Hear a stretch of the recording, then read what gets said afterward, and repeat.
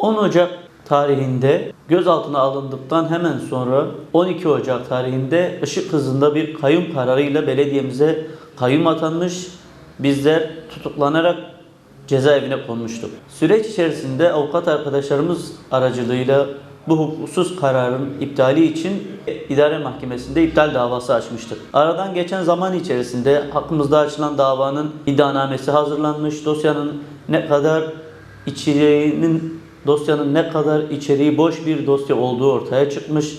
Hakkımızda dava sonunda beraat elde edeceğimize inandığımız bir boş iddialardan ibaret bir dava açıldığı görülmüştü. Çıktığımız ilk duruşmada da tahliye edilerek özgürlüğümüze kavuşmuştuk.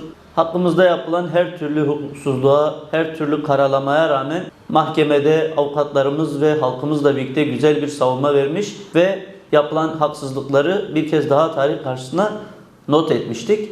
Tahliyemizle birlikte de sürecin devamını bizler de takip etmiştik ve idare mahkemesinde çıktığımız ilk duruşmada da hukuksuz rejimi, hukuksuzluklarını dile getirmiştik ve mahkemenin bu kapsamda kayyum kararını kaldırmasını ve bu kapsamda da iptal kararı vermesini talep etmiştik.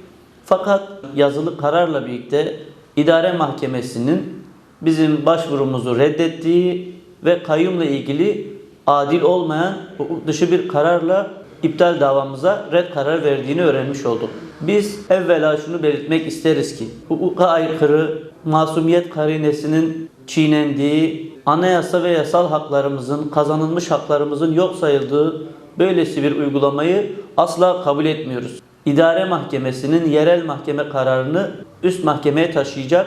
Adana Bölge Adliye Mahkemesi'nde bu kararın bozulması için istinaf hakkımızı kullanacağız. Yine mahkemenin vermiş olduğu red kararının hukuka aykırılığını birkaç örnekle gösterebiliriz. Bizim dosyamızın karar metni kamu yararı ve kamu selameti gibi soyut, anlaşılmaz, muğlak gerekçelere dayandırılmış. Hakkımızda daha herhangi bir karar verilmeyen kovuşturma davası, yargılandığımız ceza davası delilmiş gibi gösterilmiş ve her türlü belediye kanunu ve anayasa ve her türlü yasal, anayasal mevzuata aykırı olarak hakkımızda kararda herkesi ikna etmeye yeter somut, inandırıcı bir delil gösterilememiş, soyut gerekçelerle kamu yararı ve kamu selameti gibi anlaşılmaz muğlak beyanlarla red kararı verildiğini görmüş olduk.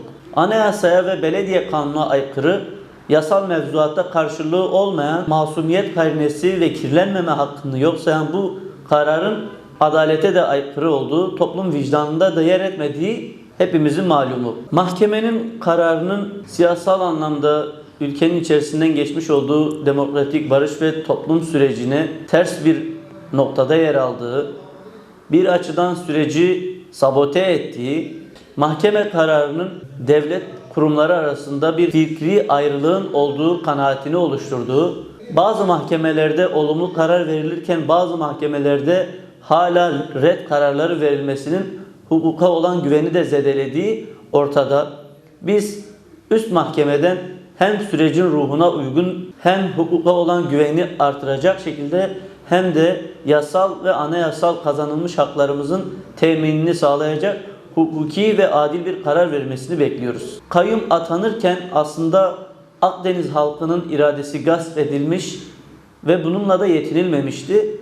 Partimizin Batı metropollerinde siyaset yapması engellenmek istenmiş. Aslında atanan bu kayyum kararı sadece Akdeniz halkının iradesini gasp etmekle kalmamış. Bununla birlikte partimizin Batı metropollerinde siyaset yapması engellenmek istenmiş.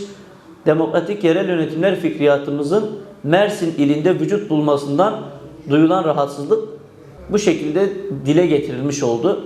Biz ne seçim barajlarına ne de bu şekilde ön yargı barajlarına asla yenilmedik.